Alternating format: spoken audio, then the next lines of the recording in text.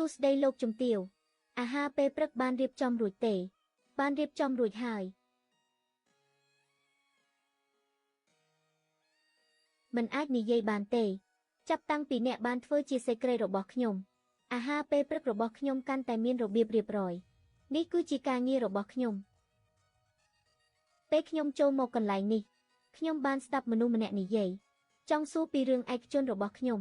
នៅទីនេះបានជួបជាមួយការបរាជ័យខ្ញុំគ្រាន់តែចុះទៅធ្វើការជាមួយជីប្រធានខ្ញុំមិនដឹងអំពីជីវិតឯកជនរបស់គាត់ទេ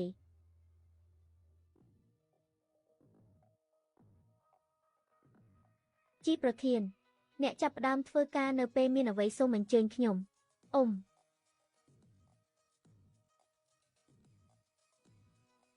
គ្មានគេគិតថាអ្នកនាយកជួយនេះធ្វើបានធម្មតាអាហារពេលព្រឹកដែលបានធ្វើក៏ស្របចិត្តអ្នកដែរពិតណាស់ខ្ញុំអាចអួតនាងមួយថ្ងៃមានយ៉ាងហោចណាស់12ម៉ោងអាចនៅជាមួយអ្នកខ្ញុំមិនបាននិយាយថាយើងបានបំបែកគ្នាហើយទេកុំមកខ្ញុំឯពេលធ្វើការខ្ញុំមានផ្ទៃពោះហើយខ្ញុំបានប្រាប់អ្នកចាប់តាំងដំបូងហើយខ្ញុំនឹងមិនរៀបការជាមួយអ្នកទេនឹងមិនចង់មានកូនទេបើបំពានច្បាប់បោះចោលការងារនៅក្រុមហ៊ុនចេញពីវីឡាទៅកាន់កើតខ្ញុំមិនបាននិយាយច្បាស់គ្រប់គ្រាន់ទេមិនចេញទៅទេ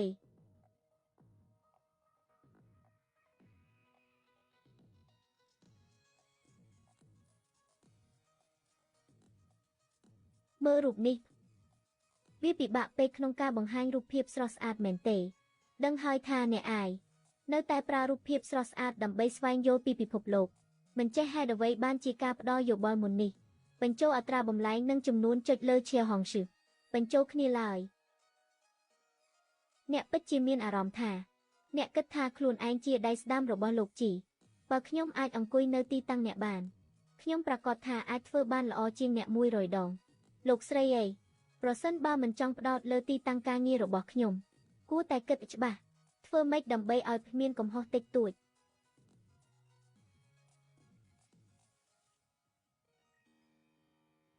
ឈុយយោអ្នកក៏មិនបានមើលកញ្ចក់មើលខ្លួនឯងដែរលោកជីមិនអាចចូលចិត្តនារីម្នាក់ដែលមិនមានស្ទីលនិងមិនស្គាល់ច្នៃប្រឌិតនាងអាយអ្នកនេះគឺគ្រប់គ្រាន់សម្រាប់កាត់ចំណូលរបស់អ្នកនៅខែក្រោយកំពុងបង្ខំខ្ញុំមែនទេខ្ញុំនិយាយអ្នកខ្ញុំមានផ្ទៃពោះហើយអ្វីទៅហើយអ្នកកំពុងយកខ្ញុំជាអស្រមៃរបស់អ្នកនោះគួរតែធ្វើឲ្យអ្នកឈឺចាប់ហើយខ្ញុំមានគូស្នេហ៍រួចហើយខ្ញុំមិនមានចំណាប់អារម្មណ៍លើលោកជីទេ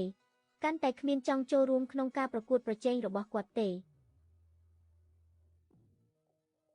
លោកជីខ្ញុំនឹងទៅរៀបចំមួយចំនួនអ្នកត្រូវទៅឥឡូវនេះធ្វើការលះបង់លោកឌុង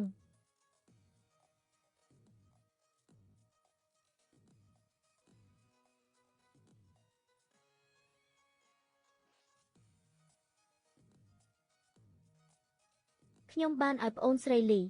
ធ្វើឲ្យឯចៅជ័យចាក់ចេញហើយមែនហើយមិនមានមេត្តា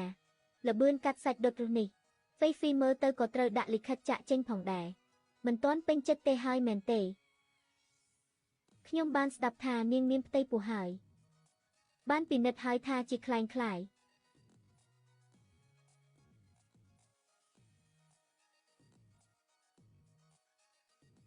អ្នកមកដូចម្ដេចផឹកក្តៅមួយខ្ញុំបានទិញឲ្យអ្នកនៅក្នុងរថយន្ត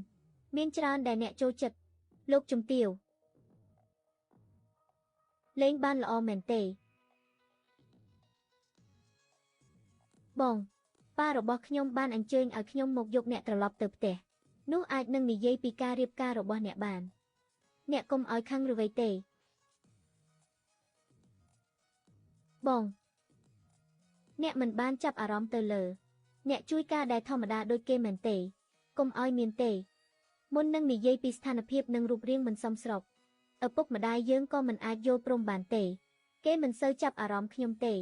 អ្នកដែលបានលូតលាស់ក្នុងចានស្ករនេះបានយកមកក្នុងជីវិតខ្ញុំមានអ្វីដែលអាចនិយាយថាសុភមង្គលទេហុំតើអ្នកចង់បដូរមួយទៀតទេអ្នកបានមើលអ្នកនាយកធំទាំងនោះទេនរណាដែលបានយកអ្នកជំនួយរបស់ពួកគេមិនមែនជាបែបដែលមានមុខមាត់ស្អាតទេ ខ្ញុំនឹងជួយអ្នកជ្រើសរើសមួយតែមានរាងកាយនិងរូបរាងល្អខ្ញុំកំពុងស្វែងរកសេក្រិតមិនមែនជាផ្កាស្អាតទេគ្រប់គ្រងការងាររបស់ខ្លួនឯងមនុស្សរបស់ខ្ញុំមិនបានឈរនៅលើអ្នកទេមកវាយតម្លៃគេហើយបានប្រើថ្នាំខុសផ្ដល់ឲ្យខ្ញុំត្រឡប់មកវិញបុគ្គលរបស់ខ្ញុំហើយខ្ញុំបានបញ្ចប់ការងារហើយខ្ញុំនៅតែមានការងារធ្វើចៅបាភី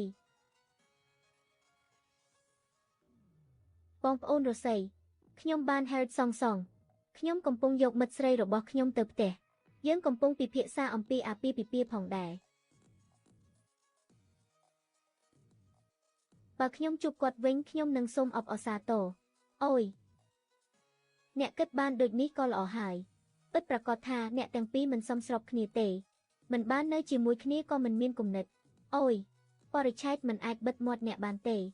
បងសូមកុំភ្លេចផ្ញើប្រាក់មកខ្ញុំផង500បានដឹងហើយប្រាក់អ្វីឯខ្ញុំចង់បំបែកទំនាក់ទំនងជាមួយម្ចាស់ការនេះខ្ញុំត្រូវការឲ្យខ្ញុំធ្វើជាប្រុសស្រឡាញ់របស់នាងឈៀវយូអ្នកដឹងទេថាខ្ញុំចូលចិត្តអ្វីនៅក្នុងអ្នកមិនដូចអ្នកផ្សេងទៀតទេអ្នកមានភាពស្ងៀមស្ងាត់មិនត្រឹមតែមានពេលវេលាប៉ុន្តែថែរក្សាសម្ងាត់បានមើលទៅដូចជាស្ងប់ស្ងាត់ប៉ុន្តែមានអារម្មណ៍ជ្រៅមិននិយាយអំពីមនុស្សមិននិយាយអំពីការពិភាក្សាសំខាន់បំផុតគឺមិនផ្សាយអំពីមនុស្សផ្សេងទេបន្តសម្រួលប្រសិនបើមានចិត្តខ្លាំងបន្តិចទៀតក៏ល្អណាស់ខ្ញុំគិតថាអត្ថប្រយោជន៍ធំបំផុតរបស់ខ្ញុំគឺមិនចាប់អារម្មណ៍ចង់ចាប់អារម្មណ៍មិនមានចិត្តស្រឡាញ់គាត់ទេឥឡូវនេះខ្ញុំនិងប្អូនស្រីរបស់ខ្ញុំគឺជាអ្នកសម្របសម្រួលខ្វៃនិងអ្នកប្រុសរបស់នាងចេញទៅធ្វើការល្អណាស់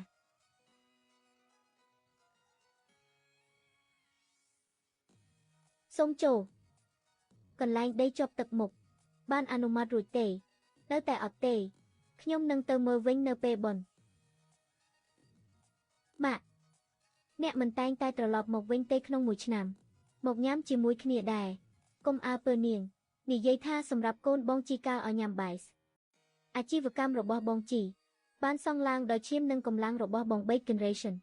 មិនមែនដោយការញ៉ាំបាយនិងសូត្រប្រាជ្ញាកូនស្រីនៃគ្រួសារយាងយ៉ាងសាន់បានឮថាសិក្សាដើម្បីលេងបំពង់ដូង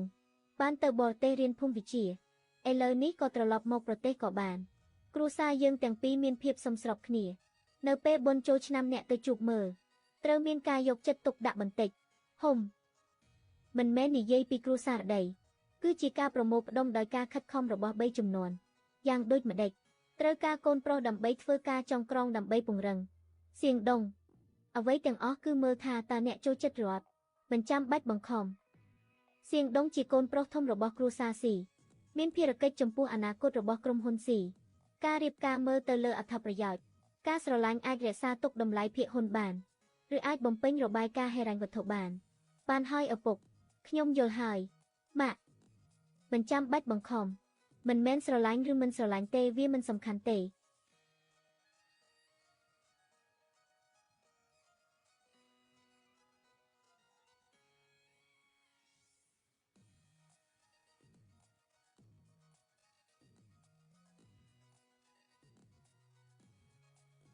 រវល់មិនសូវច្បាស់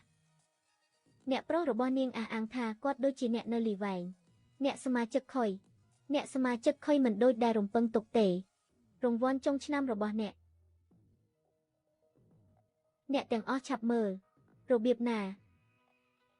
លោកស្រីលីមើលទៅអ្នកសមាជិកខុយនិងបរិសក្មេងរបស់នាង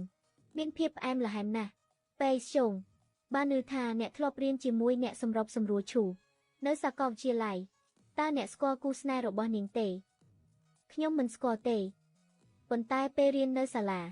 មានអ្នកបរិសស្អាតម្នាក់ក្មេងប្រុសក្បាលធំរាងស្អាតជើងវែងស្បែកសម្រស់ស្អាតភ្នែកផ្កាឈូក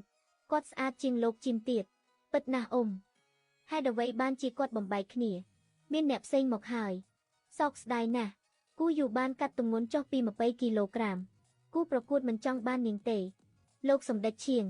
បានឮថាអ្នកមានប្រុសម្នាក់មុននេះគាត់ស្អាតជាងលោកជាមួយទៀត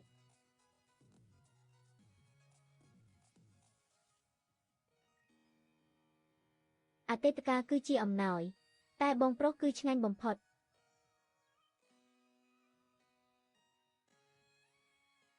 លោកជីមកកាន់ការិយាល័យរបស់ខ្ញុំមួយដង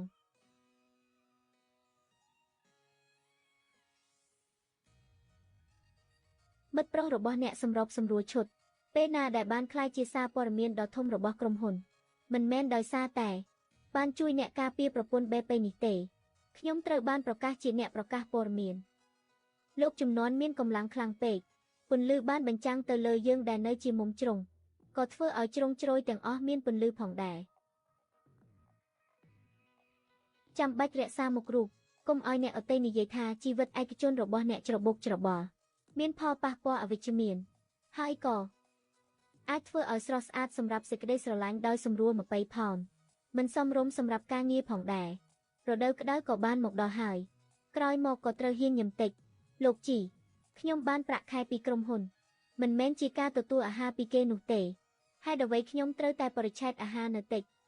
ខ្ញុំគ្រាន់តែផ្ដល់យោបល់មួយខ្ញុំបានធ្វើឲ្យលោកជីអស់សេចក្តីសុខមែនទេ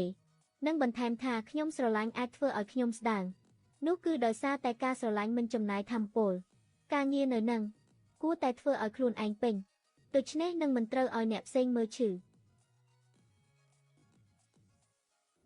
ខ្ញុំសូមនិយាយមួយពាក្យមាត់របស់អ្នកនិយាយច្រើនធ្វើឲ្យខ្ញុំខឹងមួកឈឺលោកជីលោកជំទាវលោកវេជ្ជបណ្ឌិតបាននិយាយអ្នកតែអស់កម្លាំងត្រូវប្រុងប្រយ័ត្នសម្រាកមិនដូច្នោះទេអ្នកនឹងមានហានិភ័យស្លាប់យ៉ាងភ្លាមវេជ្ជបណ្ឌិតបានផ្ដល់សញ្ញាបត្រមិនមែនដោយសារអ្នកធ្វើឲ្យខ្ញុំខឹងទេទោះបីជាខ្ញុំខឹងក៏ដោយវាជាអគ្គិសនីការងារអ្នកត្រូវចំណាយប្រាក់ដោយខ្លួនឯងផងចង់បានប្រាក់យ៉ាងខ្លាំងណាស់ហេតុអ្វីអ្នកមិនចាំបាច់ថែរក្សាខ្ញុំជាអ្នកទ្រព្យសម្បត្តិមិនចាប់អារម្មណ៍ទេអ្នកមានប្រាក់សម្រាប់ចំណេញអ្នកក៏អស់ជីវិតផងអេរដ្ឋលេខាធិការជ័យមានសញ្ញាខ្លាំងប្រសិនបើលោកជីមានអារម្មណ៍មិនសុខយើងគួរតែត្រឡប់ទៅមន្ទីរពេទ្យម្ដងទៀតមិនត្រូវទេគ្រាន់តែចាំបន្តិចលោកជីប្រសិនបើលោកមានអារម្មណ៍មិនសុខលោកអាចអង្គុយនៅក្នុងឡានមួយពេលខ្ញុំនឹងទៅស្វែងរកគ្រូពេទ្យអេលោកជីអ្នកនិយាយតែប៉ុណ្ណោះកុំឲ្យចាប់ដៃចាប់ជើងខ្ញុំបានទេខ្ញុំទោះបីជាធម្មតាឬមិនគួរឲ្យអ្នកមើលឃើញខ្ញុំក៏ជាស្ត្រីម្នាក់ខ្ញុំក៏មានសមត្ថភាពផងដែរមិនមែនជាសេក្រឹមឬខ្ញុំវិលមុខដូច្នេះខ្ញុំចង់ឲ្យអ្នកពឹងផ្អែកលើខ្ញុំអ្នកមិនគិតថាខ្ញុំចូលចិត្តអ្នកមែនទេកុំគិតច្រើនណាអ្នកមិននៅក្នុងសម្រស់របស់ខ្ញុំទេសូមអភ័យទោសលោកជីខ្ញុំជាមនុស្សមិនចូលចិត្តការទំនាក់ទំនងរាងកាយជាមួយមនុស្សក្រៅបើដូចនេះខ្ញុំនឹងហៅមិត្តរួមការងារប្រុសមកនេះគឺមានសុវត្ថិភាពជាងអ្នកគ្រងឲ្យក្រុមហ៊ុនទាំងមូលដឹងខ្ញុំជំងឺហើយត្រឡប់ទៅក្រុមហ៊ុនអ្នកអតីតគ្រប់គ្នាដើម្បីចិត្តខ្ញុំនាងវិញមិនចូលចិត្តខ្ញុំទេ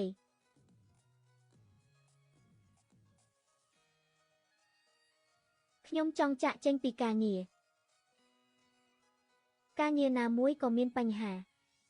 សូម្បីតែអ្នកគិតច្បាស់យើងគ្រប់គ្នាឧបត្ថម្ភអ្នកឪពុកម្ដាយគាំទ្រអ្នកអូខ្ញុំគ្រាន់តែចង់បង្ហាញអារម្មណ៍ចុងក្រោយនេះគឺជាការងារដែលមានប្រាក់ខែខ្ពស់មិនងាយស្រួលរកទេនៅជុំវិញម្ចាស់ការមានអ្នកស្អាតនិងអ្នកស្អាតប្រហែលជាខ្ញុំមានជំងឺប៉ុន្តែអ្នកមិនគិតថាខ្ញុំចង់បានអ្នកទេមែនទេកុំគិតច្រើនអ្នកមិនស្ថិតក្នុងចំណាប់អារម្មណ៍របស់ខ្ញុំទេឪពុកម្ដាយខ្ញុំបានសម្រេចចិត្តហើយមនុស្សប្រឈមមុខនឹងអារម្មណ៍មួយខ្ញុំចង់ស្វែងរកមិត្តភក្តិ